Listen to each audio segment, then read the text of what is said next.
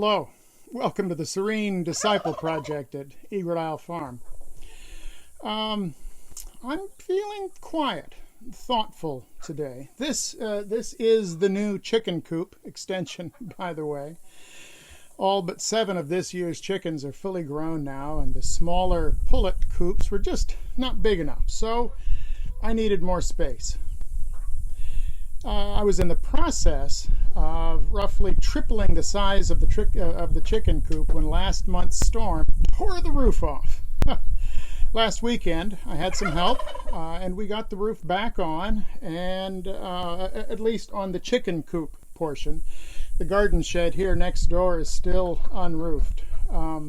This past week, I finished closing in the coop area, and all the chickens have a safe place to roost at night. Now, all I have to do is to convince the chickens that have been roosting over in the small pullet coop to come here when it gets dark instead of going over there. That will take some time and the willingness to do some chicken herding every evening at sunset for a little while.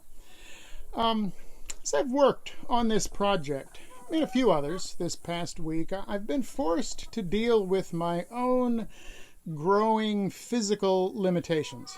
Some of these limitations have to do with a worsening rotator cuff injury, and some have to do simply with getting older.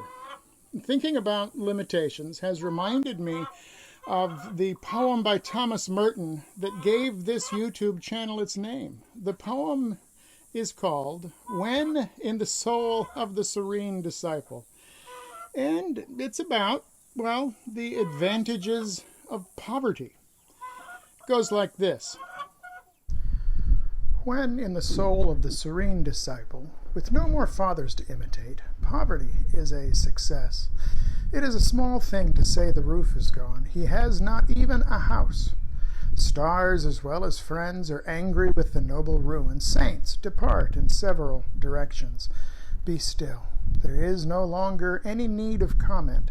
It was a lucky wind that blew away his halo with his cares, a lucky sea that drowned his reputation.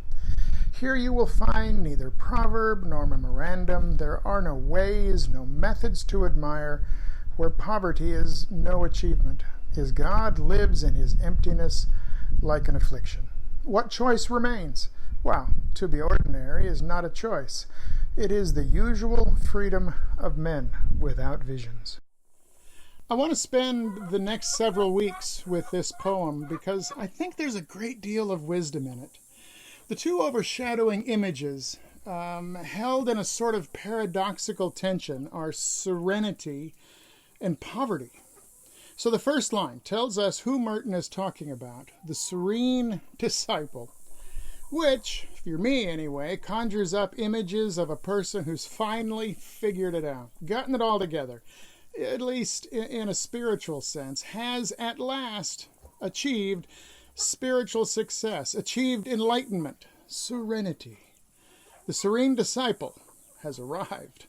Well, I have a hard time seeing myself in that mental image. I have all sorts of struggles and doubts, inner conflicts of soul, uncertainties. I read on. I wonder what else in here is for me.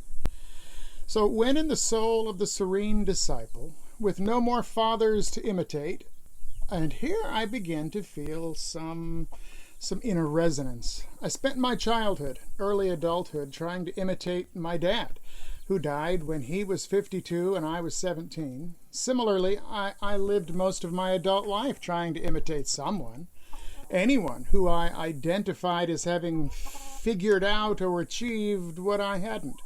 Pastors, people who wrote books, people who were successful on diets or exercise programs, people who could make things I couldn't. I spent years trying to imitate the success of others to achieve success for myself. But it never really worked. And I would say that that was the primary source of the energy of my midlife crisis in my 40s. When I turned 52 and failed to die like my dad did, something began to change. And then 53, 54, all the way to almost 57 this November. I'm older than my dad now, and that feels weird. I'm facing life situations that he didn't live long enough to face. And I have largely given up trying to find success by imitation.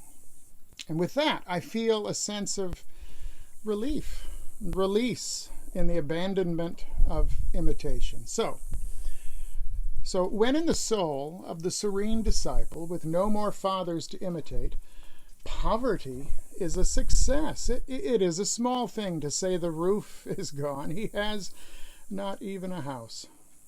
This is the line I've been thinking about this week. Successful poverty.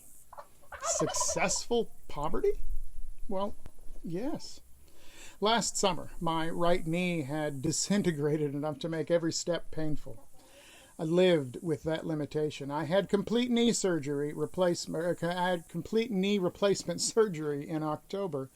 And after 6 months spent healing, my right knee feels great. Now this summer, I feel again the pinch of successful physical poverty. I'm forced to come to terms with the fact that I can't put the roof back on this building because I can barely lift my right arm above the shoulder without a great deal of pain. I'm gradually making peace with my limitations, gradually. Some of which are possibly curable, and some of which are not. They're just getting older. I'm learning to look at work that needs done and acknowledging that I'm just not going to be able to do this without help. My pride and ego balk at this, but bit by bit, as I allow poverty of physical ability to be my guide and teacher, to allow this poverty of self-reliance to define success instead of failure, I find an unexpected serenity of soul. I wonder how this applies to you. What limitations currently define your failure, but might actually define greater success of soul? What would it like to make that shift? We're going to be going on with this poem. There's lots more, and I look forward to unpacking it with you together. But I wonder, as you think about your limitations, as I've been forced to think about mine this week,